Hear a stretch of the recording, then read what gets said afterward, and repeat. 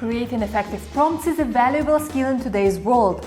In one of our videos, we have already revealed some secrets about communicating with ChatGPT. OpenAI recently released a guide on how to talk to ChatGPT, and we are going to learn from the creators themselves about the best and worst ways to interact with ChatGPT in 2 videos. Make sure to watch until the end to learn the right way to create prompts. The OpenAI team has 6 strategies to improve your results. Each strategy has different tactics. Some are only valuable for the GPT-4 model and won't work on GPT 3.5. They also have examples on their website, which you can check out later. So, 6 strategies for better results from the developers at OpenAI. Part 1. Give clear instructions. If the responses are too long, ask for shorter ones. If they are too basic, request more detailed writing. If you don't like the style, show an example of what you prefer. The clearer your instructions, the better the model can understand and fulfill your request. Give all necessary details when asking questions. This helps the model understand what you need and provide a more relevant response. Leaving out important information makes it harder for the model to give you the answer you want. For example, words. How do I add numbers in Excel? Better. How do I add up a row of dollar amounts in Excel? I want to do this automatically for a whole sheet of rows with all the totals ending up on the right in a column called total. Request the model to take on a character. You can use the system message to tell the model to respond in the persona you choose. For example, system. When I ask for help to write something, you will reply with a document that contains at least one joke or playful comment in every paragraph. User.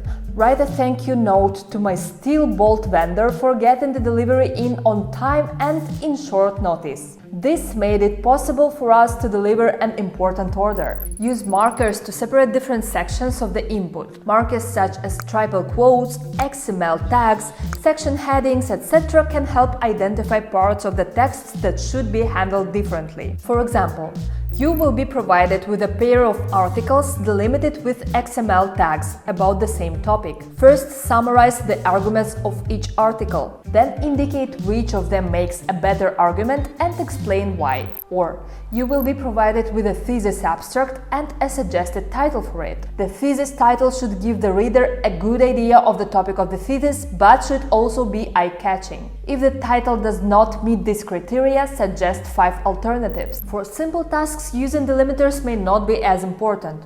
However, for more complex tasks, it's crucial to clearly define the details. Don't leave the model without clear instructions on what is required. List the steps needed to finish a task. Some tasks are easier to understand when broken down into steps. Providing clear steps helps the model understand what needs to be done. For example, use the following step-by-step instructions to respond to user inputs. Step 1. The user will provide you with text in triple quotes. Summarize this text in one sentence with a prefix that says summary. Step 2. Translate the summary from step 1 into Spanish with a prefix that says translation. Provide examples. It's usually more efficient to give general instructions that cover all examples rather than showing every possible variation of a task. However, sometimes giving examples can be simpler. For instance, if you want the model to mimic a specific way of responding to user queries, it's hard to explain it in words. This is called few-shot prompting. For example, system. Answer in a consistent style. User. Teach me about patience. System.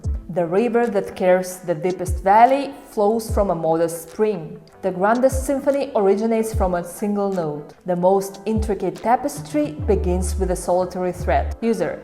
Teach me about the ocean. Specify the desired length of the output. You can tell the model how long you want the output to be. You can specify the length in terms of words, sentences, paragraphs, bullet points, and so on. But keep in mind that asking for a specific number of words might not be exact. The model can better handle requests for a certain numbers of paragraphs or bullet points. For example, summarize the text delimited by triple quotes in about 50 words, or summarize the text delimited delimited by triple quotes in 2 paragraphs. Provide reference text. Language models can sometimes provide incorrect answers, especially when asked about unusual topics or when requesting references and citations. Providing reference text to the models allows them to answer with less reliance on imagination. Tell the model to include citations from a reference text in its response. If the input includes relevant knowledge, you can simply ask the model to cite passages from the provided documents in its answers. It's important to note that citations can be programmatically verified by matching strings within the provided document. For example,